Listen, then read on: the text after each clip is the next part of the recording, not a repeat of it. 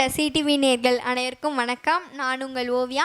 CTV நேயர்கள் அனைவருக்கும் இனிய பொங்கல் நல்வாழ்த்துக்கள். இன்றைய மண்ணுக்கேத்த ராக நிகழ்ச்சியில் உங்களுக்காகவும் பொங்கலுக்காகவும் ஒரு அழகான கிராமிய பாட்டை பாட போகிறேங்க. வாங்க அந்த பாட்டை கேட்டு ரசிக்கலாம்.